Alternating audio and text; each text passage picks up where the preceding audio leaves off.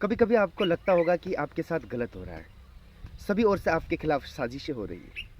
अगर आपको भी ऐसा लगता है कि नहीं, आपके खिलाफ सारी नेगेटिव चीज़ें काम कर रही है, तो इस कहानी को सुनिए, आपको जीने की एक नई प्रेरणा मिलेगी।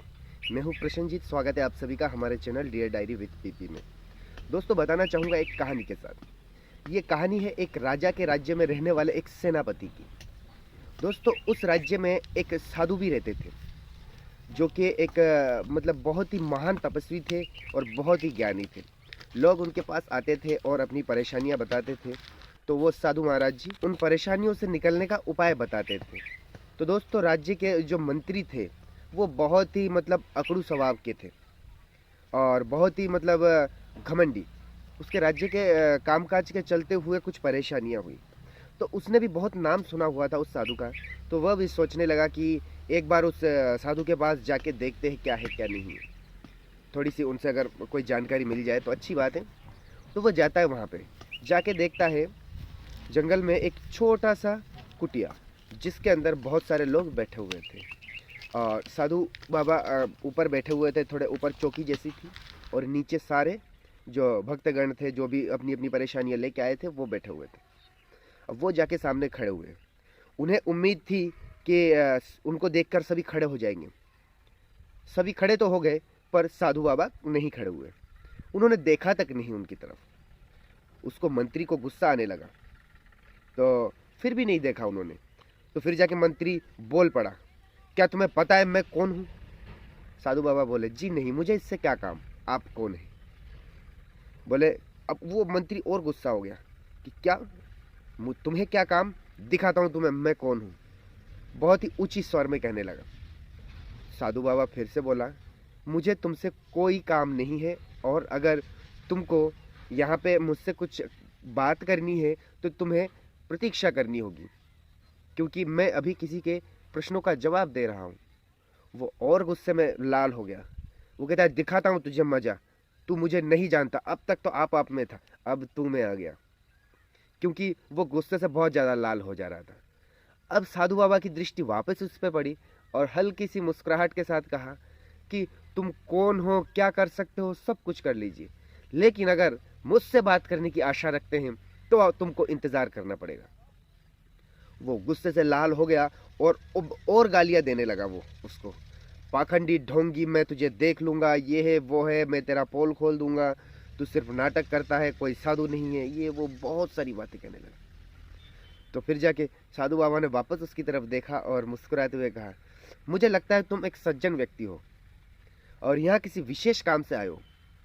अगर तुम मुझसे मिलना चाहते हो, बात करना चाहते हो, तो कृपया शांत रहो और इंतज़ार करो, क्योंकि मैं किसी दूसरे के प्रश्नों का उत्तर दे रहा हूँ।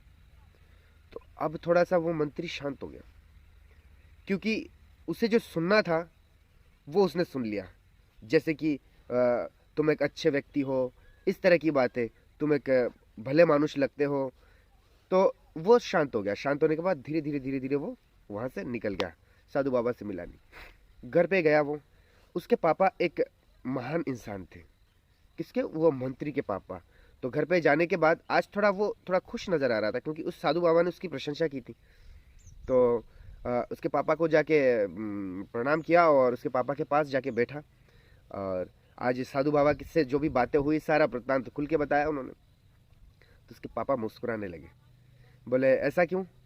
बोले, साधु बाबा ने मुझे ऐसा ऐसा कहा कि वास्तव में सुना तुमने जो सुना, साधु बाबा ने जो तुम्हारे लिए कहा था, वो असल में तुम्हारे लिए नहीं कहा था, वो खुद के लिए, वो खुद थे। और जो तुमने साधु बाबा को कहा, वो तुमने साधु बाबा को नहीं, खुद को प्रदर्शित किया। तो इसलिए तुम यूं सोचो कि वो साधु बाबा अच्छे थे। तुमने जो साधु बाबा को कहा वो तुम हो, क्योंकि तुम अपने जीवन में जो कुछ भी करते हो, वो सारी चीज़ें तुम्हारी ही कमाई हुई चीज़ होती है, तुम्हारे ही मतलब जीवन से जुड़ी हुई चीज़ होती है। इसलिए दोस्तों, अपने साथ होने वाली हर एक घटना और हर एक समय में बीते हुए परिस्थितियों के जिम्मेदार हम स्वयं होते हैं। और अगर आपको भी अपने जीवन में कुछ अच्छा पाना है, तो अपने चारों तरफ उन्हीं चीज़ों को देखने की कोशिश कीजिए जिनसे आप मिलना चाहते हैं, जिनसे आप रूबरू होना चाहते हैं, जिनको आप स्वयं पाना चाहते हैं। उन्हीं चीज़ों का विस्तार कीजिए। तब जाके आप अपने जीवन में उन सारी चीज़ों को पा सकते हैं जिन चीज़ों के बारे में आप सोचते हैं। एक वॉल क्रिएट करनी होगी आपको अपने चारों तरफ, वही चीज़ आपको रिटर्न मिलेगी। अपने नज़र को बदलिए, देखिएगा आपके चारों तरफ का नज़रिया ही बदल जाएगा। और इसी तरह आपको जैसे आप सोचेंगे वैसे आपको हर चीज़ दिखेगी। वो कहते हैं ना, जैसी दृष्टि वैसी सृष्टि। आप जैसा देखना चाहते इस दुनिया को, आप जैसे हैं वैसा ही देखते हैं। आपकी जो अंदर के भाव है, उसी भाव से आपको ये पूरी दुनिया दिखती है, ना कि ये दुनिया जैसी है वैसी दिखती है। तो दोस्तों, कैसी लगी आपको ये कहानी? अगर अच्छी लगे तो लाइक और कमेंट्स कीजिएगा दोस्तों, और सब्सक्राइब करना ना भूलिए। ठीक है दोस्तों, मिलते हैं अगले वीडियो में अगले कहानी के साथ। ठीक है, बाय।